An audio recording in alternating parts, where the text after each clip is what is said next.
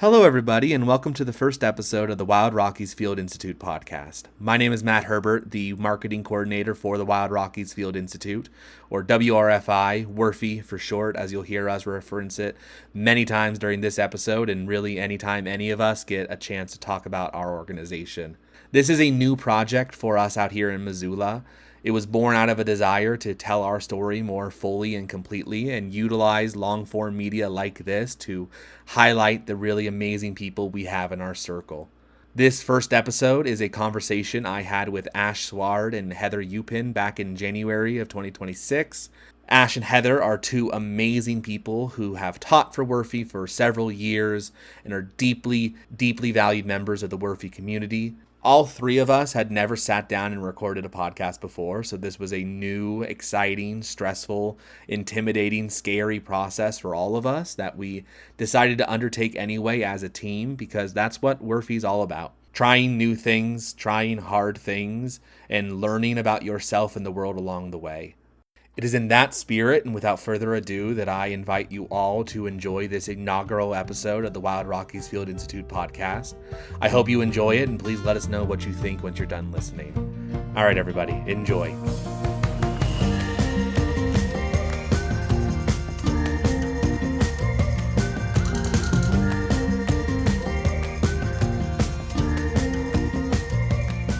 Hello, everybody. My name is Matt. I am the marketing coordinator here at the Wild Rockies Field Institute. Welcome to our first trial episode of what we're hoping is going to be a long-term project with the WRFI team, highlighting some of the best and greatest people we have here in the WRFI community.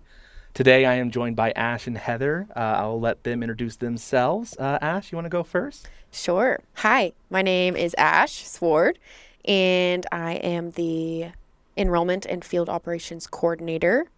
I'm new to this role. I started in the fall. I've actually been an instructor for the past 2 seasons with WRFI, so I'm a little bit more familiar with the roles of our instructors. Wonderful. Thank you so much. Heather? Hi, I'm Heather Upin. I'm one of the instructors for the Wild Rockies Field Institute. I have also been instructing for the last 2 years, and this upcoming season will be my 3rd season teaching.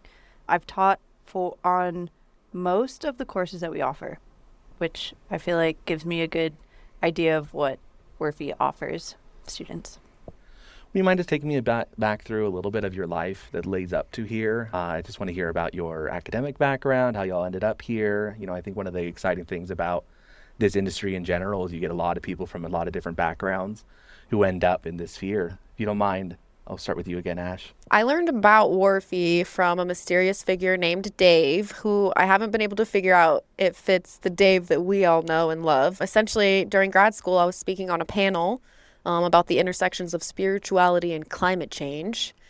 And I just kind of was a passionate grad student just speaking from my heart. And afterwards, someone named Dave came up to me and was like, "Hey, have you ever heard of the Wild Rockies Field Institute?" And I was like, "No." And this person was like, "I think you would be a great addition to that team. I would highly encourage that you seek them out after you graduate." And so I always held that in the back of my mind. And upon graduation, that is exactly what I did. I was like, okay, what is the Wild Rockies Field Institute? Who is this person? Why did they encourage me to apply? And kind of just used that as a little bit of direction for myself post-graduation. And yeah, I got a call back from Matt and have been with us for the last 2 to 3 years. That's wonderful. You don't know if it's Dave? I don't remember. That's wild. I've asked him and he doesn't remember and I don't remember, and it just is like, maybe he's my spiritual guru. Whoa. I'm not sure. I could see that though. I think Dave does have the energy of being the spiritual animal. Oh, yes. Pop up when you most need him. Yes, and Yeah. then like elusively like back into the shadows. Well, and think about how many students' lives he's touched. I think about that sometimes of Yeah. he probably doesn't remember their names, but they remember him. So in that way, he's a spiritual figure. Yeah. For those listening, Dave is Dave Morris. He's one of our long-term instructors with the Wild Rockies Field Institute. He's been teaching with WRFI since 2001, I think. Most of the 30 years that we've been in operation. And if you want to learn more about him, Shadows Run did an amazing interview with him. He is quite a character. Heather, you mind telling us how you first heard about WRFI and how you ended up here, and a little bit about your background through education and schooling? Yeah, I guess I'll start with how I heard about WRFI. I had finished my master's degree in 2020 and moved up to Missoula. My partner and friends, the four of us, wanted to move somewhere together, and we decided Missoula. And I was working at REI because I had been a little bit wrung dry after my master's degree, and it was COVID, and so it's just a weird time. REI was the perfect refresh for me. And one of my coworkers took 2 months off to do Colorado Plateau, which is the spring semester course that we offer. And when she got back, she looked at me and she's like, Heather, you need to go be an instructor for them. You're perfect for that. Because to be an instructor, you need a master's degree and a passion for education, outdoor education, and some guiding experience. And she knew I had all of those things and was like, go for it. And so I think that's when I reached out and had an interview, got hired, wasn't able to teach right away when I got hired, and actually took 2 more years for me to have the open availability to be able to teach on a course. But it was one of my random coworkers at REI who just did the course as a student, and yeah, that's how I heard about it. That's wonderful. Yeah. I think you mentioned something really fun in there, of that one of the requirements of being a member of WRFI is having that passion for education. And being a newcomer into the environmental education sphere is something that I've been really floored by, is the passion and the enthusiasm that I see in the people who have been working in the industry for longer than I have. I'm curious, for both of y'all, was education the plan when you started going to school and pursuing these topics? Did you see yourself taking a different path after you graduated, or was it kind of education teaching kind of the mass post y'all were working towards? I'll let y'all start, whoever wants to start. I could start. Go ahead. I didn't have education as my goal when I entered school. I was actually thinking about going into consulting or industry or something along those lines. I'll back up and say that I have 2 degrees in geology. I'm a geologist by education, but more of a natural resource management type person from the jobs that I've had. And so I was thinking of going into that kind of realm of like forestry, hydrology, but working for the government or for a consulting company. But all along, my little side hustles while I was in school was I was always a trip leader for the outdoor programs at my undergrad and my grad program university. And when there's a longer story here, but when I think back to the best and most fulfilling jobs I've had, they were always when I was teaching students outside. And so when my coworker at REI brought that up, I was like, oh, maybe I could explore that path again, because I remember being so passionate about doing that just on the sidelines. So maybe make that more direct. And then it just is the bridge that brings together all of my passions and all of my education. And so it's just the perfect role. That's wonderful. I think one of the things that I find fascinating most about folks who are in the science world and find their way into education is they're often the folks who are the better communicators out of all their scientific fields. Was that a natural thing that you had, being able to communicate what you've studied into understandable, digestible lessons to folks and communicate it well? Or was that a skill that you had to train in yourself as you kind of got more into it? I think just for me as a person, it was a skill that I had to train into myself, because I feel like a lot of the times I'm not the most articulate communicator. That's just a me thing. So I feel like, yeah, it was definitely a skill I had to practice, but it definitely comes more naturally to me out in the woods than in a classroom, because I've done teaching in a classroom and outside, and it's just way more natural. Can you talk about how that difference between teaching in the classroom versus teaching in the woods, like what is the difference in your head between those two experiences? What's easier, what's harder? Like, how is it different in your own brain when you approach that? Yeah, I feel like as a geologist, for me, the rocks that I would learn about or the concepts I learned about in the classroom just were so big that it was hard for me to wrap my head around. But when we did a field trip and went out to the field and actually saw the rocks and the structures, like large scale in real time, it just clicked. And so there's something about being in the place where you're like where the material is that you're learning about that just, for me personally, and maybe it's because I'm a very visual learner and I need to see things, I just feel like it's easier to point to a rock and be like, do you see those layers, versus talking about the concept in a classroom with a picture or maybe just a story. I'm a little bit of a geology hobbyist. Nice. Nowhere near an expert at anything, but if I had to go back in time and pick a scientific discipline, I like to think that I would have gone into geology. Nice. Especially growing out west. Like, I think the western part of North America is kind of a geology hotbed with so many different cool little scenarios going on. I'm interested, growing up in Minnesota, studying geology, how did that differ when you ended up moving out to the West? Did you notice anything in how you saw the world? So I did my undergrad in Massachusetts, and the Appalachians have a really great, deep history. They're some of the oldest mountain range in the United States. And coming out west, I came out west right after I graduated to do a geology field camp, which is kind of like what WRFI offers, but I call it just geology nerd camp. It's 6 weeks, you get credits for it, and you're just hiking and looking for rock contacts and making geologic maps. And so, like, looking for structures, making cross sections. It's really intense. You have 1 day off a week, and the rest is this, like, intense academic work. But I came out to Montana to do that, and that was my first real deep dive into the West, was this intense geology program in the Montana mountains. And I thought I knew what mountains were, but I didn't. Coming to the Rockies, my mind was just blown. But then that program itself, throughout the course of it, I realized that I started looking at landscapes differently from the beginning of the field camp to the end, because they were training us. I often say this about just my geology education in general, is that I am a translator for the landscapes, because I can look at a landscape and think on a bigger picture of, oh, how did it form? What had to happen? How many millions of years, And so coming out west, I really put that into practice and saw in me I was just better at reading the landscapes throughout that course. I like that. Really Translating cool. the landscapes is really beautiful. You're a rock translator. Yeah. Whoa. They have so many stories to tell. And I can read them, basically. I'm curious, personally, have you noticed the further you've delved into geology and kind of thinking of the earth and the landscape and life on this geologic timescale, because it is so different from how we as humans and animals experience time. Does that affect how you look at other things in your life, or how you look at the world in general when you spend so much time looking at things through this grand time scale? Yes, you just scratched at one of the things I'm most passionate about right now.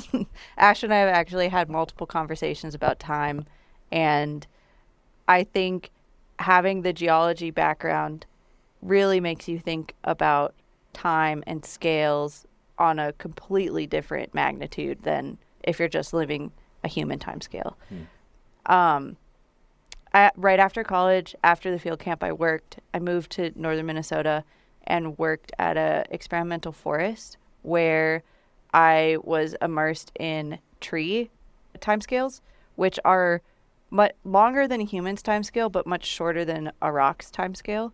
And so I just remember having some aha moments of thinking about deep time versus thinking about tree time versus thinking about a human's lifetime. It's something that I think about a lot, and I really enjoy thinking about what time is. That's wonderful. It's a funny question because it's so relative to time is something that we're all aware of in some capacity, but it's so dependent on what are you? Because even if within, like you just said, living species, it's 5 years, 10 years, 100 years, 500 years versus billions of years for the world around us. And then you take that, I'm sure if you talk to a astronomer or someone who's into like astrophysics and everything, it's an even broader time scale when you talk about the world. Yeah. Oh, I love that. Yeah. Just a side note, Timefulness by Marsha Bjornerud. So good. Oh. So good. Okay. Book, Highly poem? recommend. Book. And then she's written an essay in, can't remember if it's Emergence or Orion, called, anyway, I've included it in a few readers, and I'm going to put it in the Section 2 reader of Colorado Plateau this year.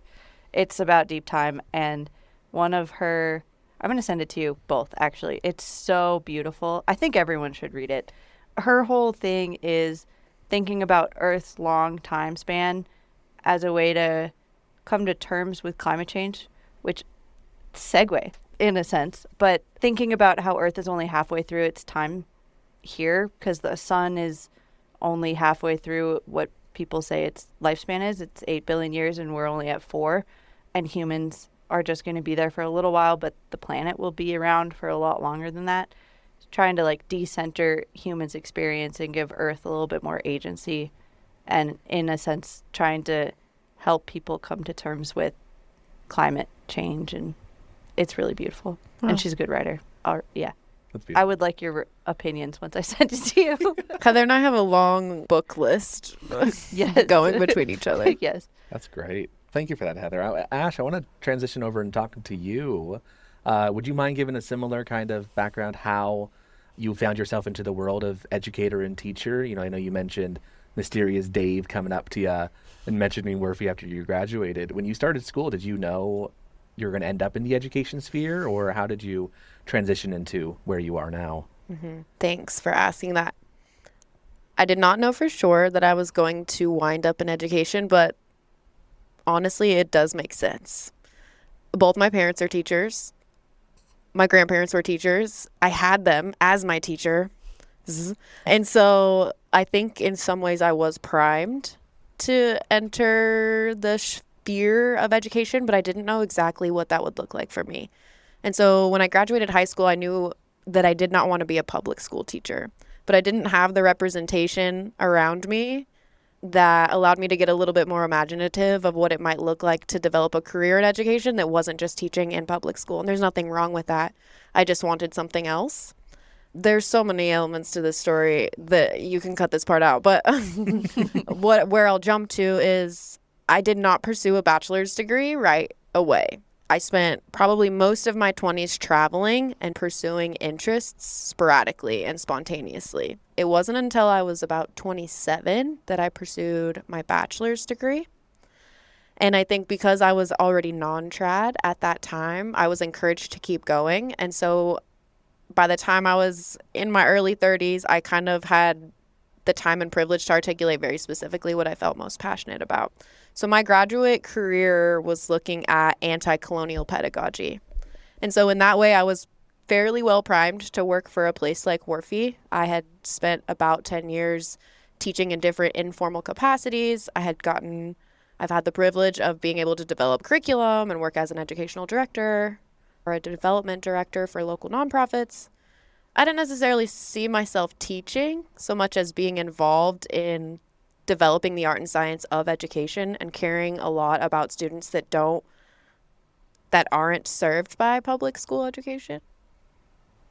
I'm going to stop there before I continue rambling. No, please. The ramble's good. I remember when we first met, Ash, and you introduced yourself and you told me about your studies. Mm-hmm. It's one of the more specific areas of study I've heard someone have in college. And I'm fascinated about how you had that ability to be more specific when you started studies and be like, this is what I want to get into. I'm curious what led up to deciding this is what I want to spend my college career studying. Yes. I also want to back up and clarify that anti-colonial pedagogy is such a mouthful, and what that actually means is just education that pushes justice. I always say the long thing because that's what it was and that's what academia would call it, but it's important to me that people understand that I'm mostly just passionate about justice-oriented education. So, to answer your question, mm-hmm. I was accepted into the University of Montana Environmental Studies program, grad program. It's a Master's of Science, and I was accepted under the umbrella of studying TEK. As a non-Native person, it did not make sense to me to even say I was studying something called TEK. Traditional ecological knowledge is not necessarily something that white academics get to study in school, and so I think I was really clear about that and was able to work with mentors who understood what I was most interested in. And so they helped me figure out what I wanted to study, which was basically just education that promotes justice. Would you mind talking about TEK in general? Because I'm brand new to this term, and I'm thank you for letting in the traditional ecological knowledge. Mm-hmm. Can you just talk about that as a sphere of study, what that means, and specifically what it means to the state of Montana and the people who lived here and the indigenous cultures here? I think that'd be really fascinating because I'm brand new to this idea in general. Yeah. So there are going to be limitations to what I can really speak to, but traditional ecological knowledge is what academia, the box that academia has put the myriad of different knowledges, epistemologies, ontologies of a multitude of indigenous people. TEK is the box that lives in, housed within the academic institutions. My understanding is that traditional ecological knowledge is not something that is taught necessarily in academia. It's something that people learn from their environments, from their mentors, from their grandparents, sitting around the fires. It's not something that academia can package and give to a student as a field of study. Is there anything else that you would...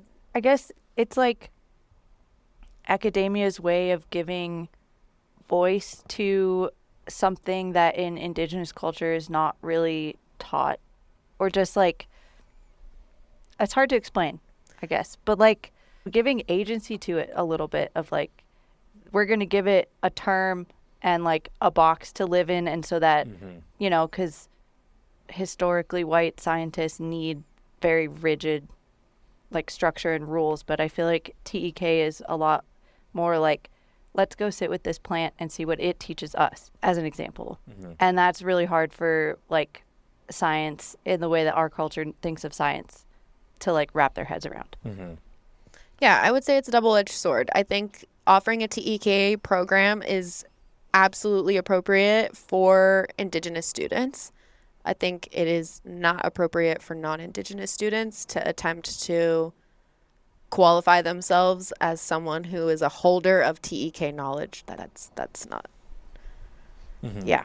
And so, like, please correct me if I'm wrong in understanding, but it feels like it's Western colonial education's way to try to rationalize ancestral indigenous knowledge of the land, which is something that I think we've seen in a lot of different areas of Western environmentalism. They're trying to adopt these practices that have been the way that this land has been managed for millennia before Western society has come over. I think we see that a lot with the adoption of a lot of fire practices and fire management practices that like Forest Service and NPS has, of doing these prescribed burns, and it's heralded as this like new quote unquote way of managing the land, even though for thousands of years this is how the folks who have lived here have managed this land far before white civilization came to the West. Is that kind of in that scope? Yeah, no, totally. And I think in some ways it's good. There is an argument for the federal government being more open to the tried and true strategies of local peoples. But yeah, there are also the dangers of when you decontextualize a particular practice, you've already divorced it from what it was. Like when that knowledge is not within the hands of the culture keepers, the people and the place that tradition was born, it's already an entirely different thing. And so, yeah, it's been really interesting to watch the federal government, BLM, Forest Service begin to maybe implement some of these things, but then also being really sensitive and open to the feedback that particular peoples have had for those things. I think it's so interesting too, because what we were talking about earlier, like that tied to the place, understanding the concept. I'm currently reading Braiding Sweetgrass after many people recommending it in my life to read it. You know, when I was growing up, I had a weird mixture in my education of understanding indigenous cultures versus not. My elementary school and middle school was really forward thinking in that endeavor, and my high school was very cut off from indigenous culture. And I grew up in Colorado, and it's a very fascinating perspective because a lot of those tribes and those indigenous cultures are still there and they're still practicing, and you can have access to these cultures if you decide to. And my middle school and elementary school really tried to tap into that resource, and my high school was very Western culture forward. And so it's been a lot of unlearning from my part from that high school as I've been in more indigenous forward-thinking communities around me. And through those communities, I recommended Braiding Sweetgrass constantly, and I'm really loving it. But the central theme of the book is that tie of knowledge to place. And I think when I was joining the WRFI team, that was like the most fascinating thing that we do is we make sure that when you're studying these concepts, you're doing it in a place where that knowledge is tied to. And I think it ties into what you have been studying and through those TEKs, like that traditional knowledge that from these folks who have lived here far longer than our Western society has been here. And then what you were talking about with the geology, like being able to actually be in the spot and learn from the landscape and learn to translate it. I'm curious, and this is going to be an open question, whoever wants to tackle it first. What do you think that power of being in the place where this knowledge is from and tied to has to students versus learning it in a classroom? I think there is something to be said for embodied learning.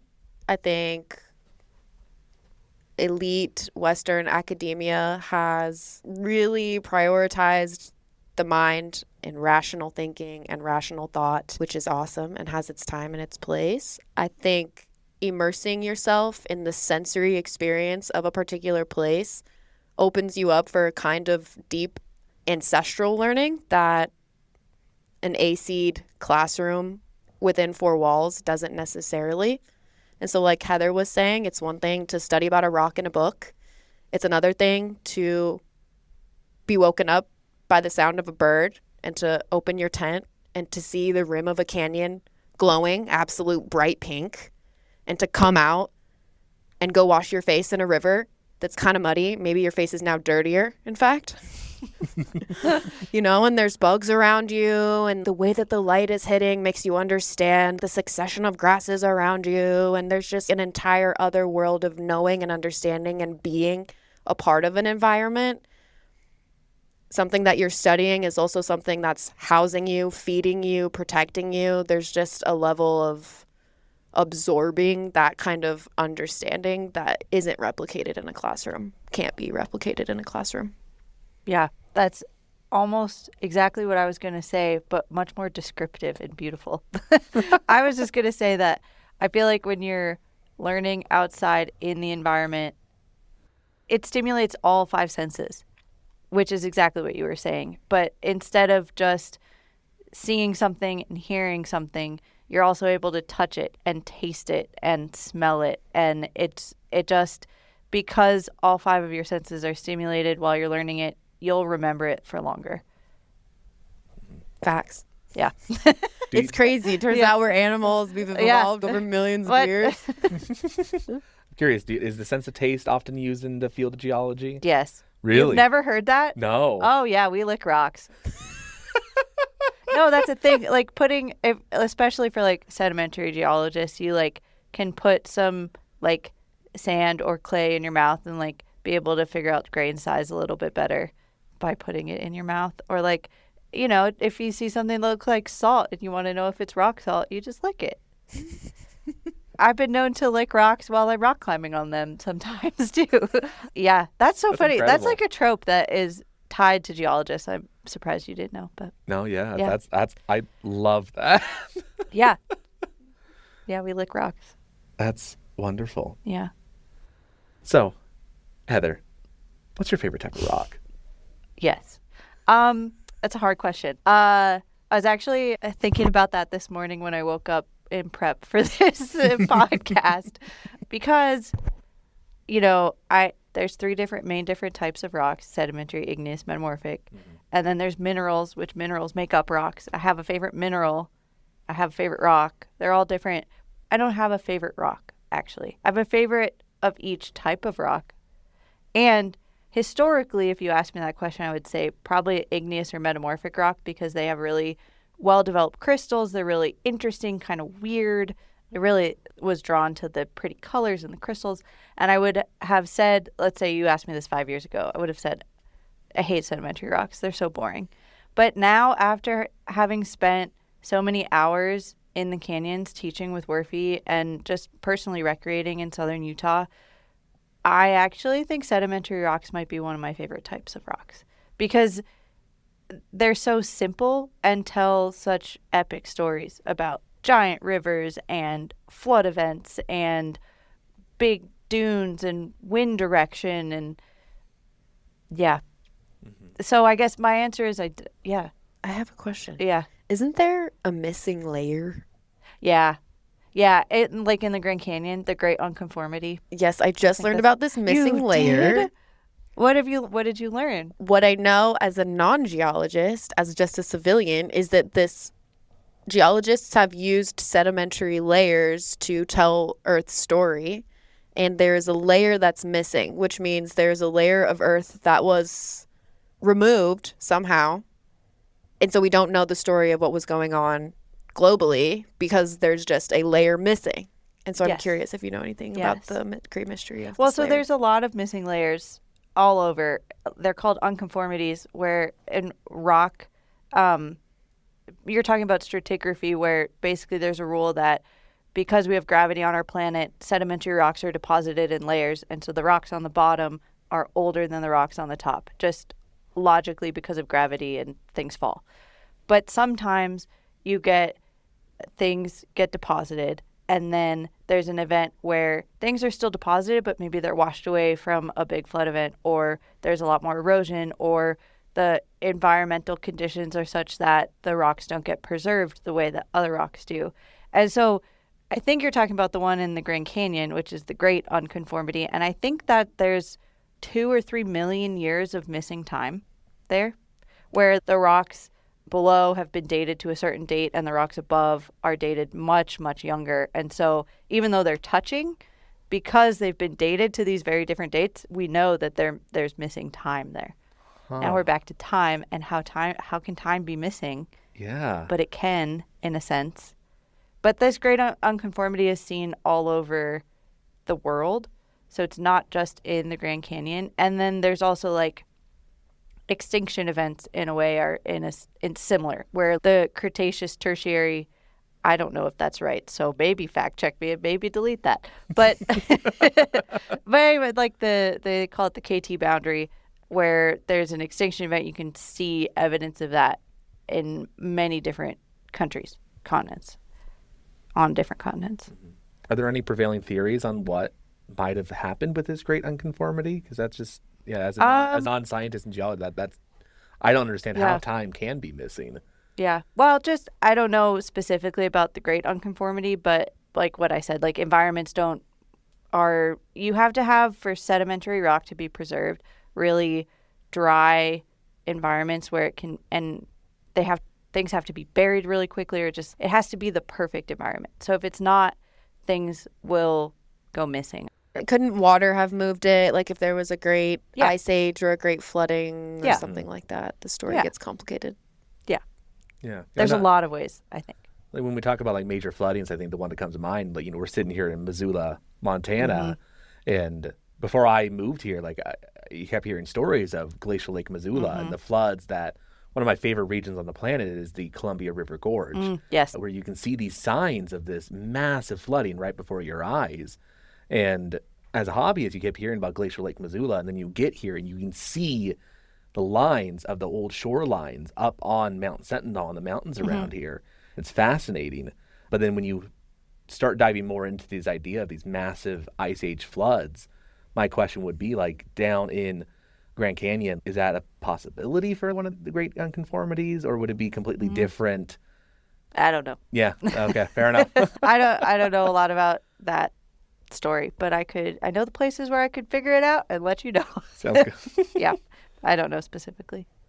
I want to go back to something that you said earlier when we were on our first conversation about time.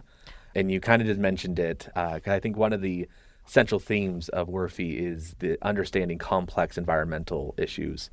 And you had mentioned that by existing and looking at the world through a geologic timescale, it can give you certain perceptions on climate change and certain ways to explain that. Can you just talk more about that?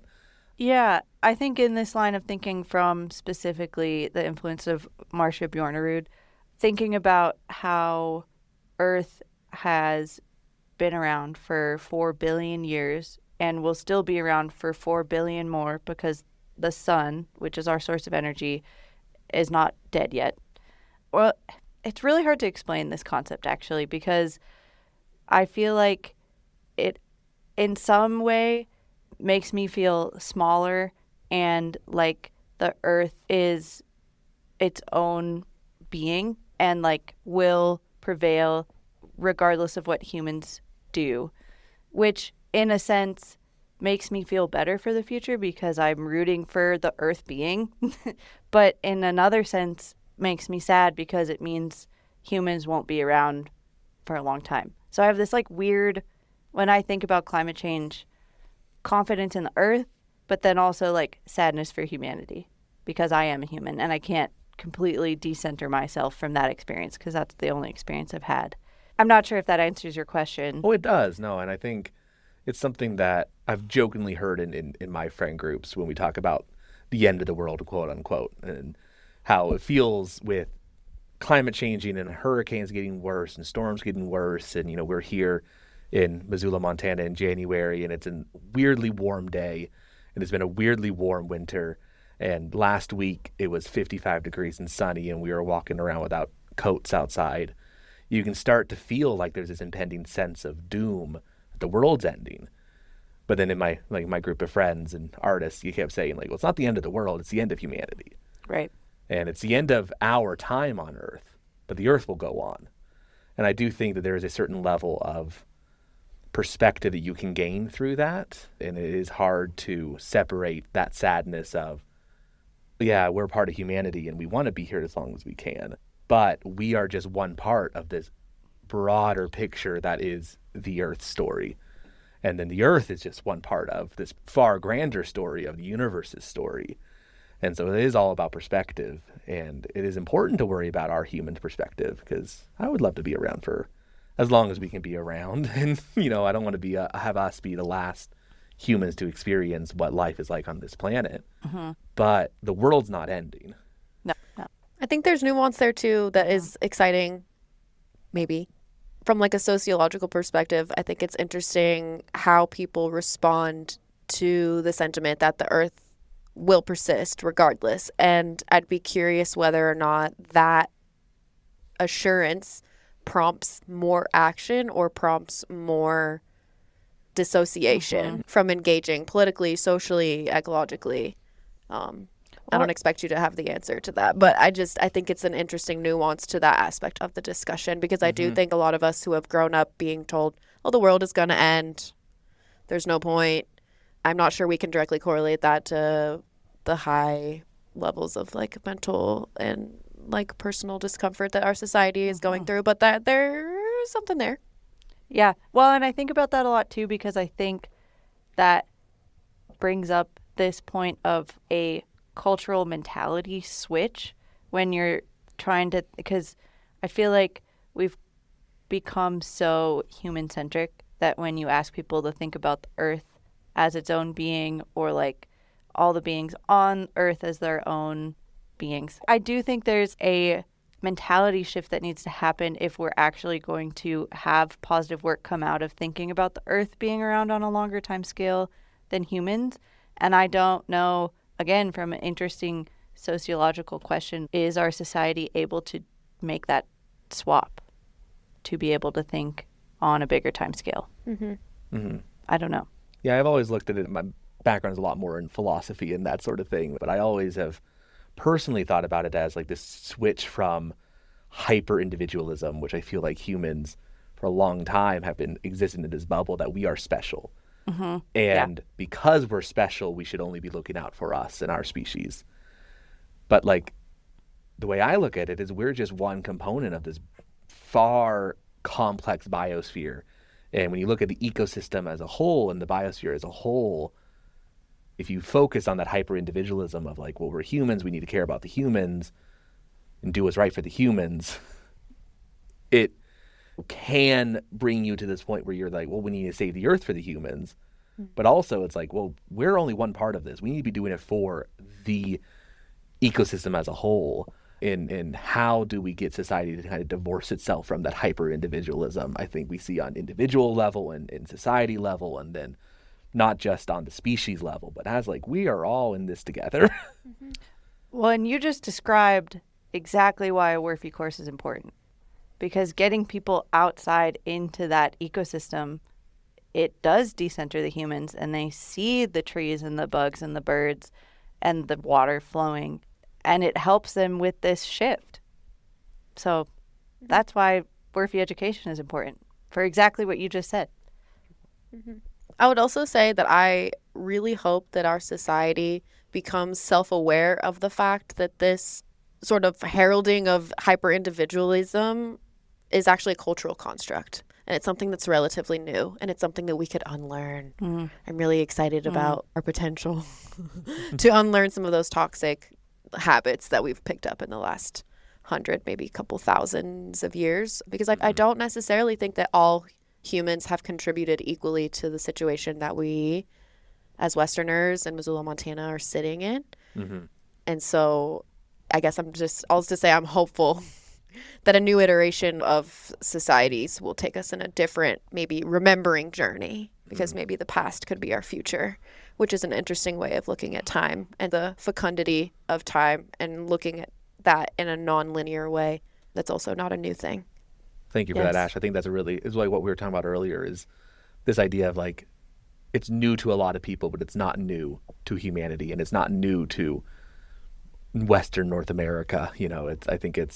We're sitting here being like, how in the heavens are we going to protect this land and live at this land in harmony? And, well, maybe let's look to the folks who have lived in this land in harmony for thousands of years before we got here.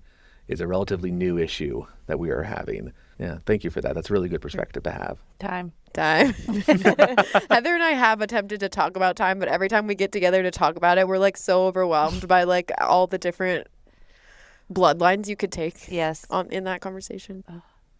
But there's so many different ways to think about time. It's good. It's a fun practice. I think we should also spend some time practicing how we look at time. Yes.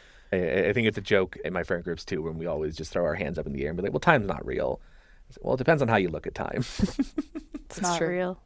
So I'm going to pose this question to both of y'all, and you can kind of tackle it, whoever wants to take it first. But I'm just curious what you see as the most pressing issue facing the climate nowadays, and how is the American West, which is what WRFI really focuses on, maybe a look into that problem and a way to maybe find some potential solutions to that problem. I'll start by saying I don't think that the American West is any more important as a quote-unquote frontier than anywhere else. However, given it's where I am from, it's of most relevance to me. As someone born in Montana, raised in California, I feel most saturated in these environments and poignantly aware of the way that these environments have been changing. To be completely frank, I think the most pressing environmental issue is a total spiritual issue with our political and economic system. And it's really interesting to bring those three big words into conversation with each other, because spirituality times politics and economics doesn't necessarily make a lot of intuitive sense. In fact, maybe that's a red flag. But I don't necessarily foresee us solving any large environmental issues unless we attempt to heal the deep spiritual wound that is the American identity. And that's a huge conversation. And I don't have any answers at all. I have more questions. But I think the reason I get really passionate about teaching for someone like WRFI or in those environments is that it allows me to show up as a more full human. When I'm out in the environment, when I'm sleeping in a tent, when I'm around the campfire, when I'm making food with students, it gives me the opportunity to show up as a full embodied human who's ready to engage in all kinds of conversations that depart away from but are intrinsically linked to our political situation, our economic situation, but also the interpersonal lives of our students.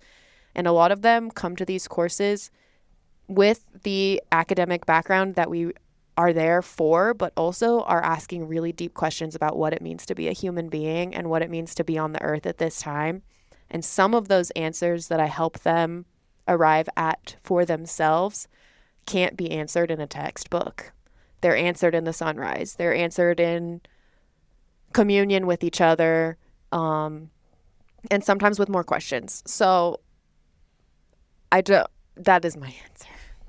That was beautiful. No, it was good. And now I forgot everything I was going to say. I agree that the biggest environmental climate change problem is this cultural shift, this idea shift in our whole society of what are our priorities, coming to terms with our spiritual identity. And I think it's not necessarily oh, do I live super sustainably? Do I recycle everything? It's a much bigger, harder problem to solve that is this big shift that needs to happen in our society. And we've alluded to it in many different ways in this conversation, but I don't think anything is going to change in a big way unless that interpersonal issue gets solved, I guess, or addressed even. Mm-hmm.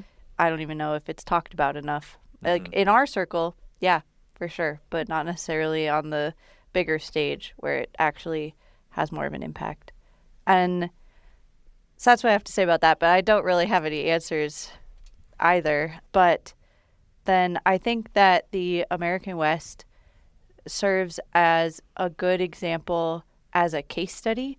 And so one of the biggest things that I bring to outdoor education, environmental education, is looking at the landscape as your example, as the thing that you're learning about, like we talk about with going out and looking at a rock. But the West is a case study for land management and water use and drought and so many other things that it serves as a really great backdrop for all the things that we talk about on our courses, because you can go out and actually look at a dry creek, or like you had a backpacking trip last year that had to turn around because there was no water at your campsite. And that is like one of the best examples of like what the West is going through, how climate change is affecting our planet when it's affecting, oh, I guess we can't camp here because there's no water.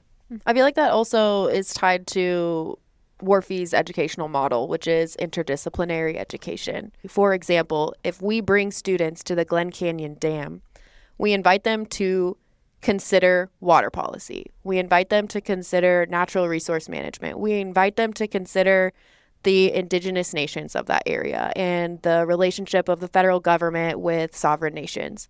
We're also asking them to consider economic development and tourism in the area. They're also looking at the rocks, and so they're studying geology, climate change, policy, social relations, all at the same time, all in the same environment. And I think WRFI does a really beautiful job at offering students the opportunity to do something like that. Wonderful. Thank you, guys. That's beautiful. Yeah. I agree. I think.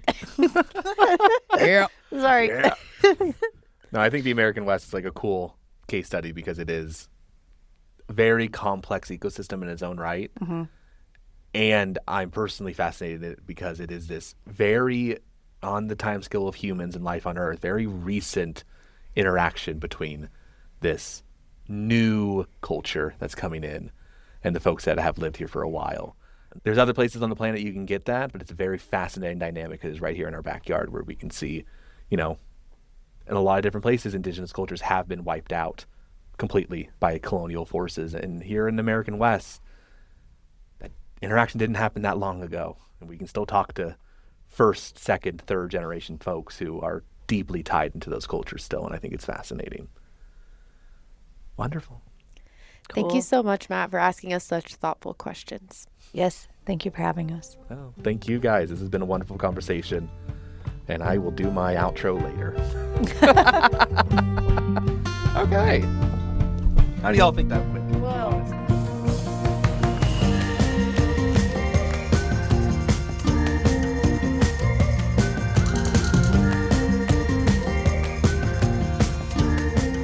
Thank you to everybody for listening. This was the first episode of the Wild Rockies Field Institute podcast, a new project from the folk over here at WRFI. I will post a new episode every second Friday of every month until we decide to switch things up. I deeply appreciate you spending the last hour with Heather, Ash, and I as we wax and waned about life on Earth, rocks, and what we can do to shift our perspectives to solve issues in this world. Please head to WRFI.net, that is WRFI.net, to learn more about WRFI, the work we do, our mission, and the courses that we provide to get you out into the world and learning these lessons from the field. Thank you so much, everybody. I look forward to seeing you next month.